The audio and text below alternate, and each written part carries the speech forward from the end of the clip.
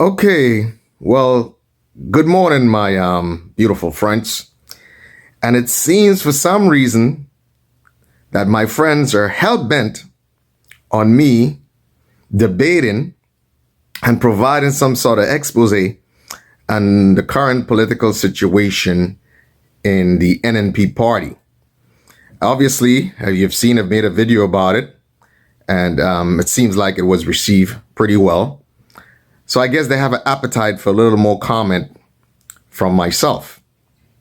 So I hope that you are enjoying a beautiful Sunday, and it's sunny where you at. It's cold where I am at, and I hope you're cooking your Sunday food, listening to some gospel music or some old country music, and having a beautiful Sunday morning. But I guess you guys don't do that anymore. This is something that we did when we were growing up and younger.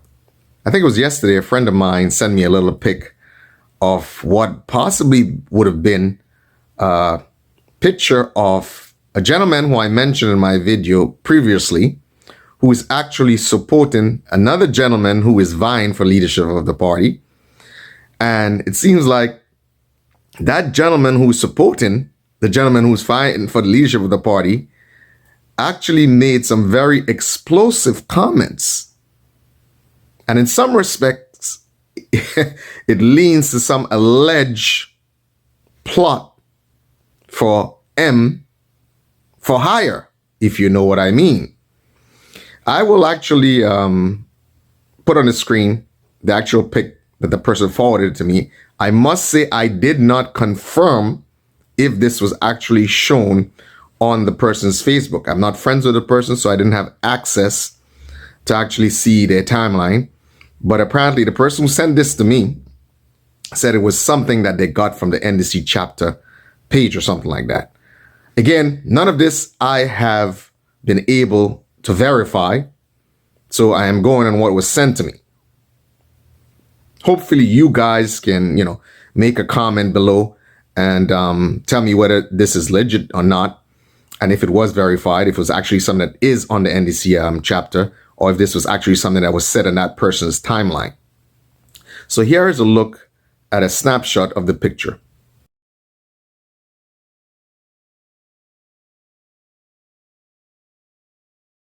So this gentleman was apparently responding to some alleged statement made by Dr. Keith Mitchell. And this is some serious allegations. The gentleman himself, for those who know, is a very serious man. Hopefully, time and maturity has been on his side. But one thing is clear, is that the battle lines in this struggle for succession has been drawn in the NNP party. And it definitely seems to be taking a politically ugly turn. Now, after all that Grenada has been through in its political history, all the difficulties and the tumultuous upheavals and the consequences, dire consequences that has resulted for the Grenadian people, you would think at this stage in the political maturity of the country that a lot of this would have been phased out, and there would have been some semblance of political maturity and understanding that certain things are not appropriate in the annals of politics in Grenada at this stage. Because we have seen where those things lead to. We have seen the pain and the problems that they have caused. So you would think that the parties involved would show some sort of political maturity, understanding that their actions could have serious implications for politics in Grenada. Unfortunately, it doesn't seem that is the case. That some people might be motivated by just personal gain. And I understand it's a competition. Everybody wants to win and everybody wants to secure the power But we have to learn from history. We must learn from history. And that is why I remember, Dr. Keith Mitchell had spoken about a rescue mission. So in this video, I think I'm going to start off with a bit of clip from that rescue mission, and then we'll have some subsequent discussion.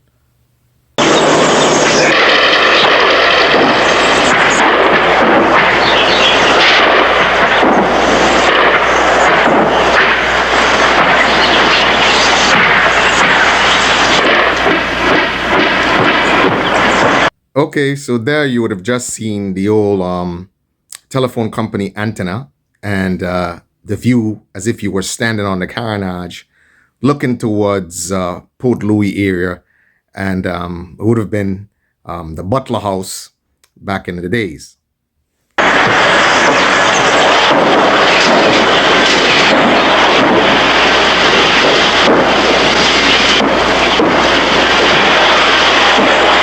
And I'm not saying that helicopter that you just saw was a Black Hawk, but actually, quite to the contrary, where they made a whole movie about Black Hawk Down, and it was in Somalia and stuff like that.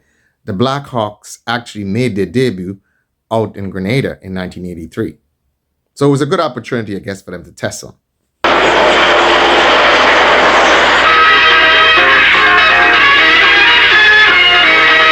United States paratroopers have invaded Grenada with helicopter gunshots.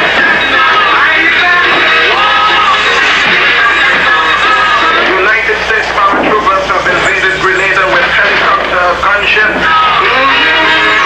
So this is what Grenadians would have awakened to on the radio station that very fateful morning. A gentleman telling the population about what's happening, that the United States paratroopers have invaded Grenada, and that they were encouraged to block all roads to impede the movement of the quote-unquote foreign invaders. The Grenadian people are asked to block all roads and obstruct the enemy's progress. The Grenadian people are asked to block all roads and obstruct the enemy's progress.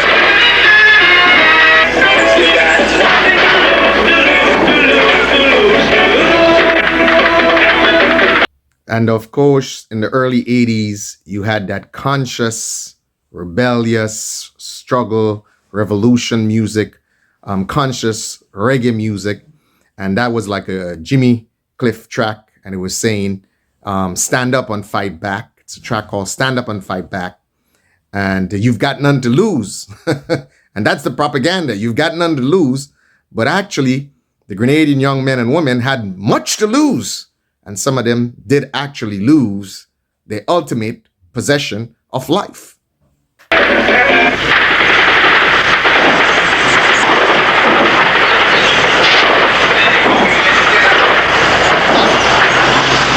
So as you can see, it was some intense, very intense fire. And you can see shots of the Tantine area, the GBSS area, It's reported that some of the battles take place in that area. So imagine the fear and the terror and the anxiety that these young men and women, who probably had about 2-3 weeks of training, would have had to stand up to. Some who weren't even part of a standardized military. And they had to stand up to the military machines of a first world power. Imagine that. And again, all of this being done without much guidance and without much leadership. Because the so-called zealous, brave cadres who were so zealous and so strong and so brave and had such great military prowess during peacetime, totally abandoned these young men and women to their own devices. And they themselves had to stand up to some of the most advanced weaponry available at the time. And the stuff that they had was antiquated stuff given to them by the Ruskies. Keep in mind also that for all the allies that Socialist Marxist Grenada should have had at the time, not one came to their assistance. So the Grenadian people and young men and women was left totally abandoned and had to fight their own struggle. Keep in mind also that majorly,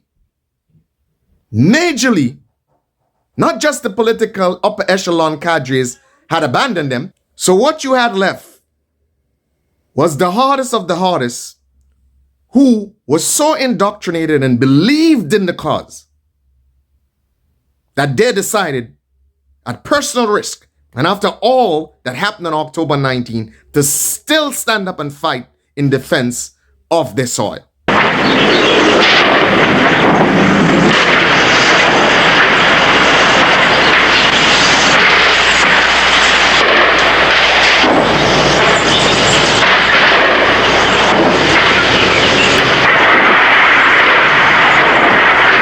This was indeed some very amazing footage, and it was taken by two French journalists who actually came for another story, entirely different story, and happened to be in Grenada when the intervention happened.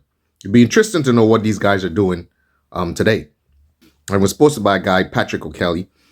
I think he actually might have been someone who was in Grenada during the intervention.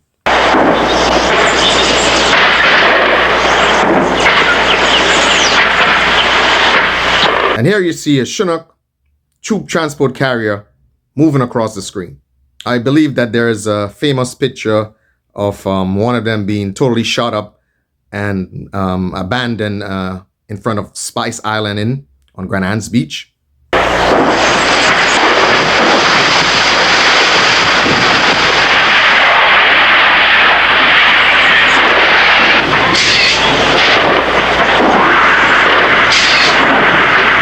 So I gave you a look into the very graphic firefights that were taking place around that time. And the reason I do it is so that you understand, or you are reminded of what was brought onto the Grenadian people by reckless political decisions. So hopefully such reminders encourage you to make shrewd political decisions when you have to do so. So it's important. And I know we live in a different political climate in the world than we had in the early 80s, but it is imperative that the Grenadian people remain politically vigilant so that they do not lapse back into poor judgment when it comes to their political decisions.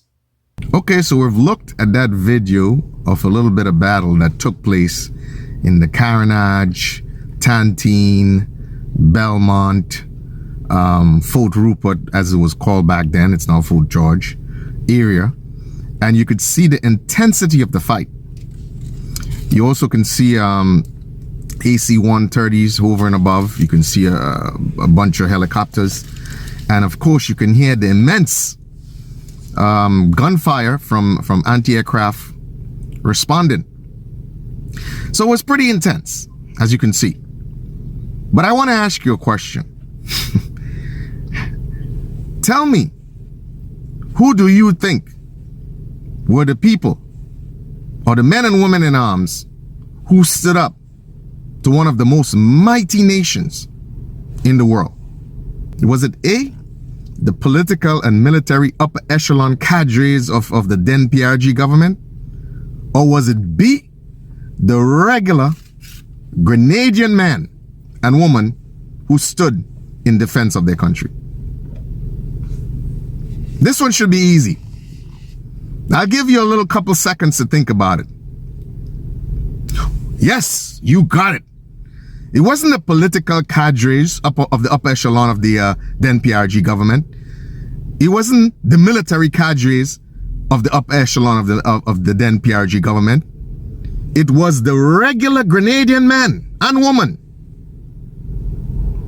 who put themselves, their family, on the line and stood in defense of their country. A matter of fact, it was even some young men and women who only had 2 to 3 weeks of training that put their life on the line and some of them whose blood drenched the earth of Grenada in those few days. So what does that tell you? That when it comes, when it matters most, all these so-called intellectuals and all these so-called upper echelon party people are never the ones to stand up and truly put their ass where their mouth is. They don't put themselves on the line. But again, you can only count on the regular Grenadian man and woman to do what is right and do what is best for their country. So all these captains and all these generals and all these lieutenant colonels and all these lieutenants, where were they? Where were these upper echelon military cadres when there came a time for them to prove their worth on the battlefield? Where were they? Where were they? When it came a time for them to prove themselves on the battlefield, and they were also zealous in peace times. They were also zealous in peace times. But when war came, I'll tell you what they did. They all ran and hid under their parents' bed. All these captains and these lieutenants and these lieutenant colonels, and left the regular Grenadian man and woman to bear the brunt, to bear the teeth of one of the most advanced armies in the world. And their blood was spilt. The regular Grenadian man and woman's blood drenched the soils of Grenada in those few days. Among all of them, all of these upper echelon cadres, there was pretty much, as the story relates, one man that actually showed some courage on the battlefield, that actually had some cojones. But no, they're 40 years after, many of them would romanticize the stories of the Grenada Revolution. And that is why I'm here to add clarity. Just think about it, guys. It was only 4 years in the political history of Grenada. Only 4 years. And I must say, it was a dire 4 years. It was economically catastrophic 4 years. It was politically catastrophic 4 years. But everybody wants to romanticize those 4 years. Oh, we did this and we did that. And many of the things that were done under the direction and the assistance of foreign governments. But yet still, these people would have you believe that they were so bright, that they were economic geniuses. Finance minister genius. And they were military geniuses. But the truth be told, again, it was the regular Grenadian man and woman who put their asses on the line when it mattered most. Without leadership. Without leadership. And that is the problem that has eternally plagued the Grenadian people. A lack of proper, caring, concerned leadership. And again, before you party fanatics come after me, I am not directing this to any particular party,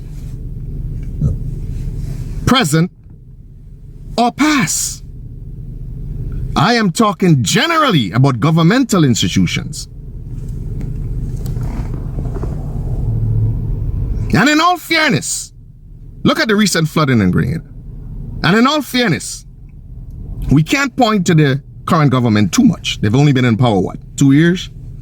So there's not much you could achieve infrastructurally within 2 years. And some people may say, well, the previous administration had 3 terms to get a lot of things done. And what did they do? Well, again, there's a story that someone related to me one time about Sir Eric Matthew Gary. I don't know how true it is. It may be anecdotal. It may be, just folklore. But they said that the people of Bylands used to ask, well, Uncle, you're always promising us utilities. I think it was electricity or water, whatever. And, we ain't getting it, year go, year come, we ain't getting it. So why is that the case? So they say somebody close to him asked, well, Uncle, why you don't really give the people the electricity or whatever utility it was? And it was said that he said, well, if I give them the electricity or I give them the water, what will I have to campaign on next? So I don't know, probably might have been a political strategy by the NNP to say, okay, well, if you give too much in one sitting, what will we have to campaign on for the next set of elections? I don't know. I'm just saying it's quite possible. But I don't believe that it's a lack of technical ability on the part of Grenadians. I understand that there is the plague of minimal material resources to do certain things. And in some respects, what we need to do is to use what we have locally in a creative way, in ingenious ways, to do certain things that we could do. But again, that requires leadership and guidance. But in terms of the technical resource, in terms of the ability of the Grenadian man and woman, that is not lacking. That is not the problem that faces Grenadians. Because we see, whether stupid or crazy, in 1983, the regular Grenadian man and woman had the cojones, had the courage. Again, it could have been madness to stand up to one of the most fierce, advanced armies in the world with unlimited firepower. And that very army, okay, and that very nation was kind and honest, intellectually honest about the impact the Grenadian intervention or rescue mission or whatever you want to call it had on political and military policy in the United States for decades to come. Now, I'm sure you're probably not aware, but that rescue mission, that intervention into Grenada, militarily, drastically transformed military doctrine and military policy in the armed forces of the United States. That's a fact. Now, there's internet all over the world, so don't take my word for it. I want you to take a look at the Nichols-Goldwater Act of 1984 and see what it says. Because of the interactions militarily between the United States and the then PRA and some of the mistakes that were made, the doctrine and the interaction between different branches of the armed forces of the United States had to be revamped based on the experiences learned in Grenada. When you have the time, you take a look into the Nichols-Goldwater Act of 1984. They had to rework the command structure because there was a problem with communication between the special forces and the rest of the branches of the army. Take a look at it. You can delve into it. You can do that in your own time.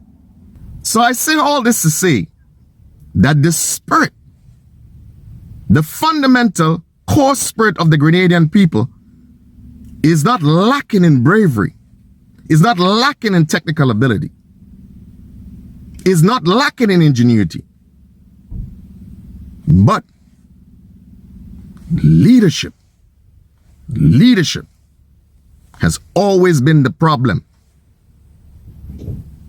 that has plagued the Grenadian people.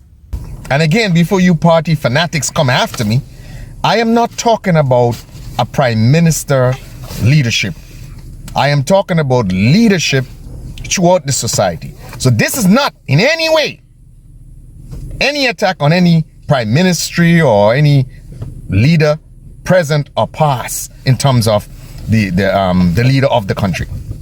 But I am talking about leadership at various levels of different institutions within the society. So when you see all of this sort of craziness and fight for power taking place within the NNP party right now, it's heartbreaking. Because again, as I have said before, we know the tumultuous political history of Grenada. And there's some things that should have been resolved by now. And it's obvious that there's an undercurrent. There's an underbelly of strife that to this day, political strife that still exists in Grenada. And for some reason, I'm trying to get to the bottom of it. But for some reason, every time or everywhere that the people of that political era, during that PRG political era, every time they put their hands to something,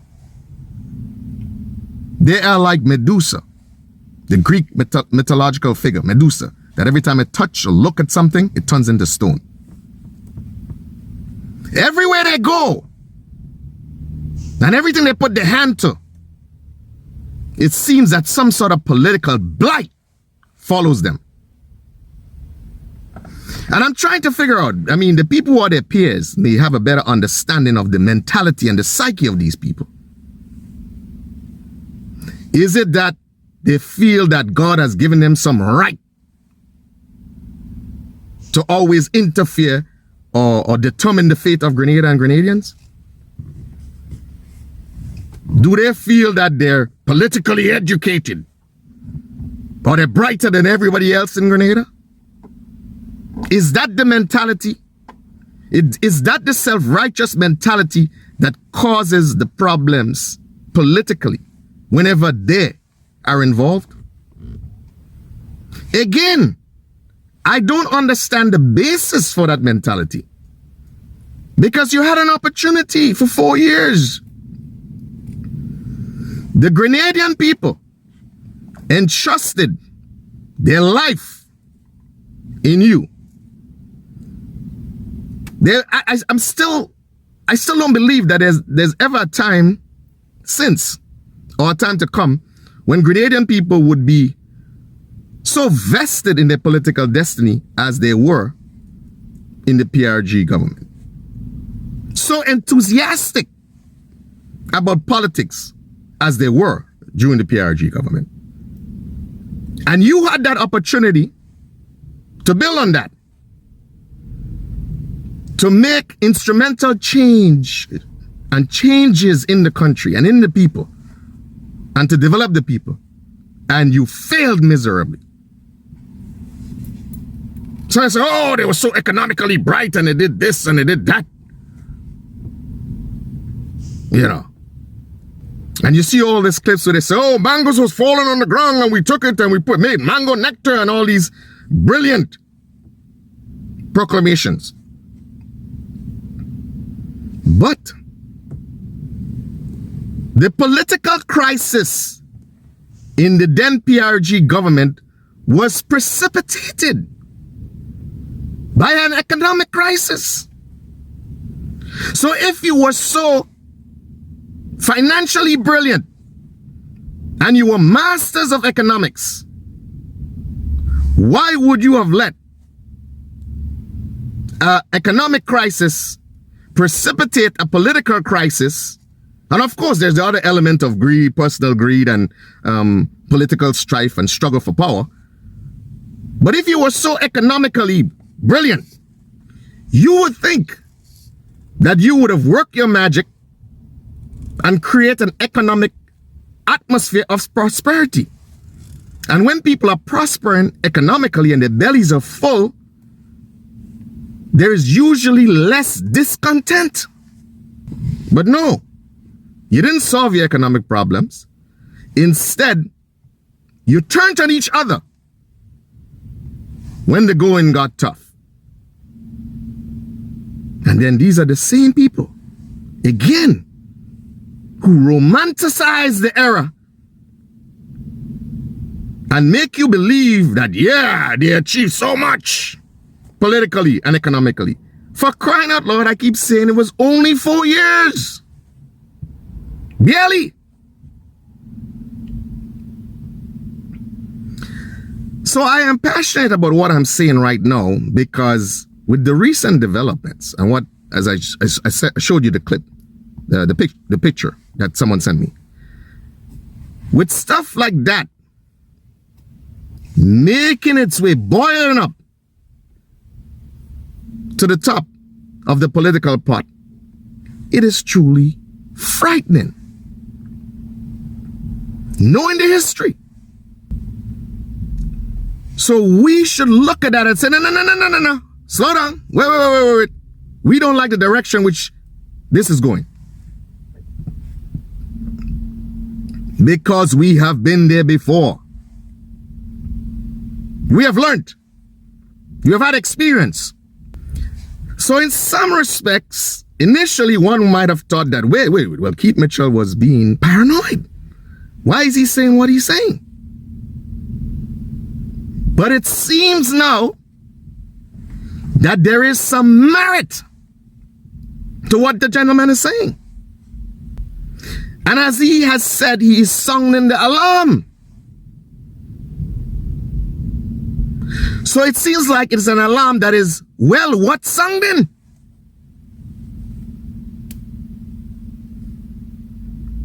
And a word to the wise is sufficient. You see, part of the problem that I think that has emboldened these lefties and those people that were associated with the then PRG government is that the Grenadian people, in an attempt to heal, has been so forgiving that they might misconstrue that as they can do whatever they want and get away with it. You know, there's a saying in the scriptures, and it goes a little something like this, that in mercy and truth there is reconciliation. Listen to me carefully. In mercy and truth there is reconciliation.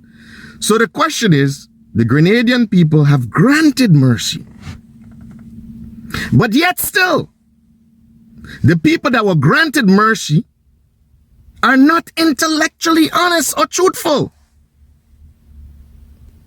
So the question might be, hence the reason why there isn't proper and entire reconciliation. That may be the issue. So when you have been granted mercy, you need to come and approach things with a certain level of humbleness. You have seen where the arrogance has led. You have seen the detrimental impacts of arrogance. And yet still, there are some among us who continue to pursue a part of arrogance. Again, in times like these, we can only count on the fundamental and true spirit of the Grenadian people. They have always come true in the past. I know internationally, again, there's been so much propagation of propaganda by the Democrat Party in the United States that, again, as I have said in the previous video, has caused a mass psychosis, has intellectually and politically destroyed many people. There's so much misguidance in that propaganda that people's political judgment has been warped. But I appeal to you, in the interest of survivability of your nation, in the interest of peace and stability of your nation, do not allow yourselves to be bamboozled like many who were bamboozled in 2020 in the United States. And you saw the consequences of that bamboozlement. And that is why in 2024 that the American people themselves were able to wake up and utterly reject woke, leftist, communist, socialist Marxist doctrines, has also utterly rejected liberal values, has realized that these very liberal values are the values that are going to destroy nations.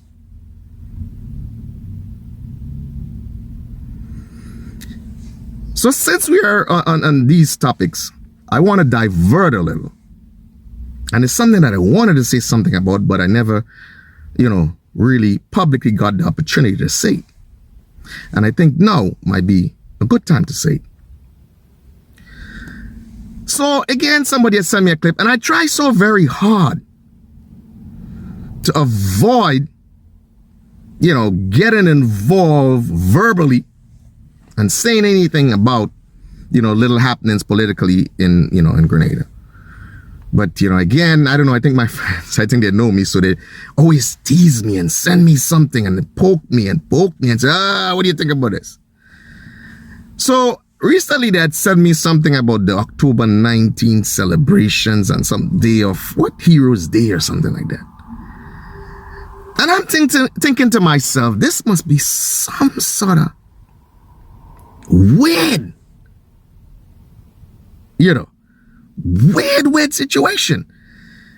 Because for the life of me, I can't understand the correlation between what happened on October 19th, a day of devastation, a day of tragedy, a day of unwanted blood and destruction and death. And how do we correlate that and then come to the conclusion that this is some sort of best day to call Heroes Day?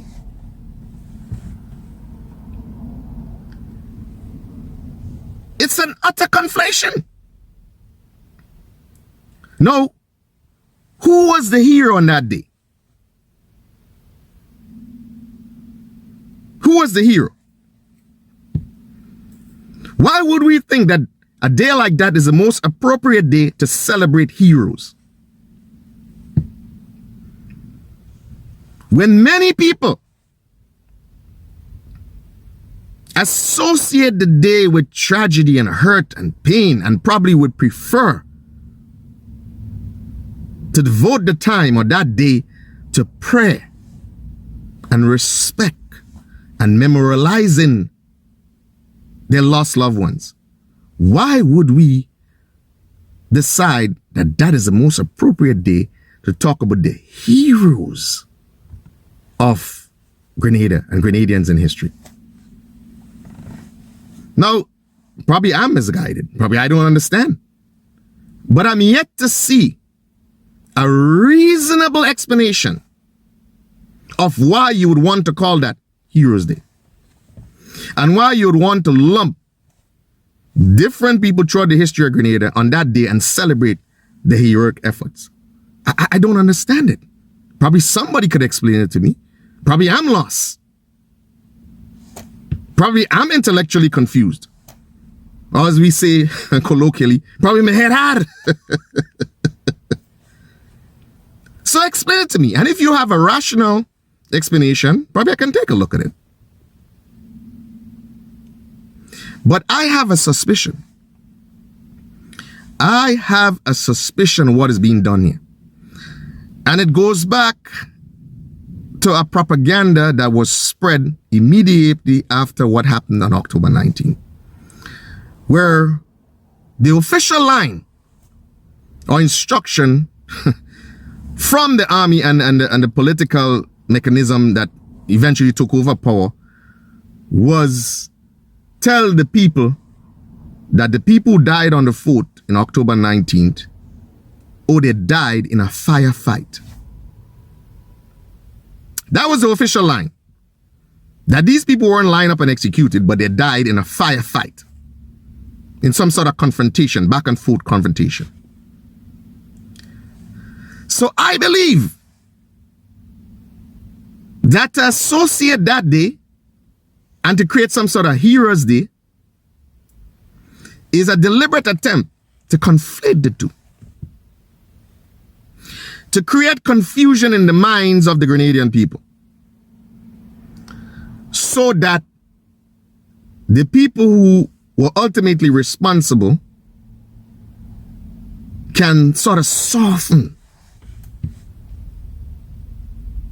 Can sort of soften their impact on the whole thing.